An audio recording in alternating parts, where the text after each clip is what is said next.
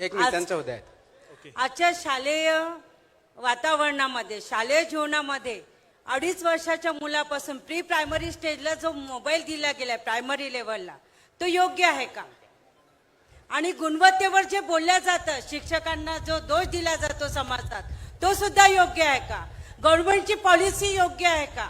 अशैक्षणिक कामं शिक्षकांना दिली जातात आणि शिक्षकांच्या नावानेच ओरड केली जाते, इथे योग्य आहे का? इथे विचार करण्याची दिशा कोणाला द्यायची, का म्हणून द्यायची? गव्हर्नमेंटचं धोरण हे व्यवस्थित असावं. प्रश्न समजला. Thank you sir. मला प्रश्न ऐकल्यानंतर असं वाटलं की विद्यार्थी कमी आणि शिक्षक जास्त आहेत इथे. हरकत नाही, गुरुजन जास्त असणं गरजेचं आहे आता सध्याच्या काळात. पहिला प्रश्न आपला असा आहे की जे लहान वयापासून मोबाईल दिले जातात ते योग्य आहेत का?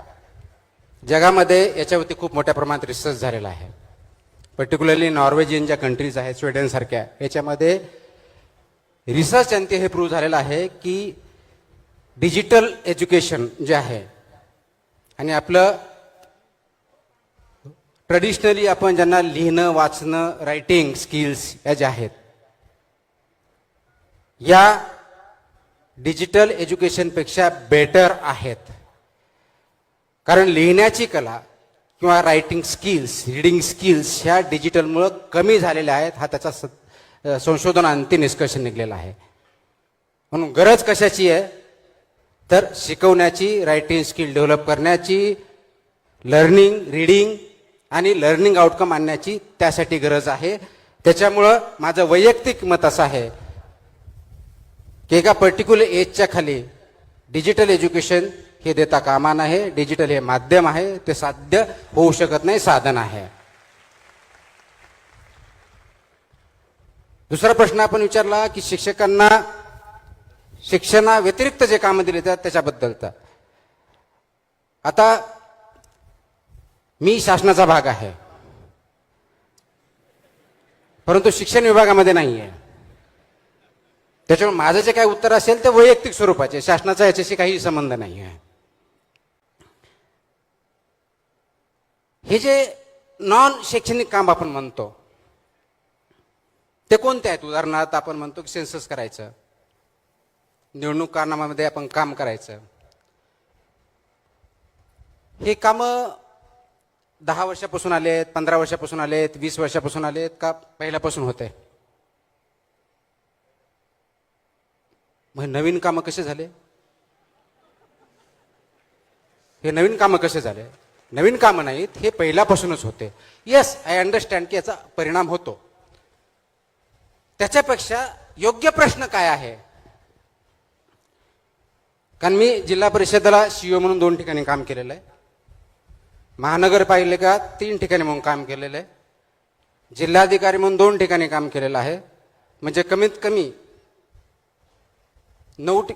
4 आणि 3 7 आणि 2 9 ठिकाणी शिक्षण व्यवस्था चालवण्याचा याच्यामध्ये भूमिकेमध्ये मी राहिलेलो आहे. मला आठवतं की मी ज्या शाळेत शिकलो, जिल्हा परिषद शाळेत होतो, त्या शाळेमध्ये तेव्हाच्या शिक्षकांचे अजूनही मला नाव आठवतात. माझ्या पुस्तकामध्ये त्याचा उल्लेख पण आहे की माझे जे प्रायमरी शिक्षक श्री लाड होते, श्री मस्के होते, या गुरुजींनी मला त्या काळात शिकवलं ज्यावेळेस पुस्तकं सुद्धा अवेलेबल नव्हते. ते गावात राहायचे आणि ते फक्त विद्यार्थ्यांचे शिक्षक नव्हते, ते गावांचे जवळजवळ शिक्षक आणि गायडन्स होते. आपल्याला नॉन शैक्षणिक कामं जास्त वाटतात. आपला ज्या ठिकाणी कार्याचं स्थळ आहे त्या ठिकाणी जाण्या आणि येण्यामध्ये किती वेळ जातो? डिस्ट्रिक्टच्या हेडक्वार्टर किंवा रिजनलच्या हेडक्वार्टर म्हणून जाण्या येण्यामध्ये तो वेळ आपण अध्ययन आणि अध्यापनामध्ये घालतो का? विद्यार्थ्यांचा स्क्रीन टाईम बद्दल बोलतो, स्वतःच्या स्क्रीन टाईम बद्दल काय?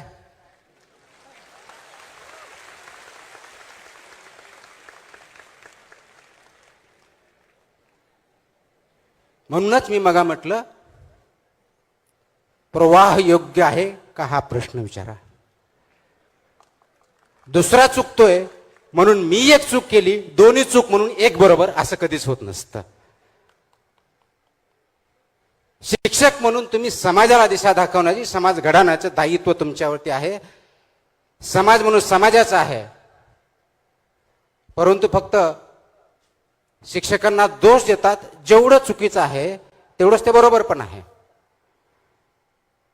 कारण दिवसातले काही तास विद्यार्थी ह्या शाळेत असतो, बाकीचे तास तो कुटुंबाबरोबर किंवा समाजामध्ये असतो. म्हणजे विद्यार्थी किंवा समाज घडवताना समाज, कुटुंब आणि शाळा हे तिन्ही घट कमी जास्त प्रमाणात, पर्सेंटेज कमी जास्त असेल, ते सर्वजण जबाबदार असतात. मग या केसमध्ये कोणता घटक किती कमी किंवा जास्त ही बघण्याची आता वेळ नाहीये. वेळ ही आहे की तिघांनी मिळून योग्य त्या दिशेनं आपला जो ओढा आहे, जो झरा आहे, जो प्रवाह आहे, तो चाललाय का चुकीच्या जनते चाललाय, याचा विचार करून योग्य ठिकाणी वळण देण्याची आणि त्याच्यावर चालण्याची गरज आहे. ती शिक्षकांनी आणि समाजाने आणि कुटुंबांनी जर घेतली तर हे प्रश्न मला विचारण्याची किंवा समाजाला विचारण्याची गरजच पडणार नाही.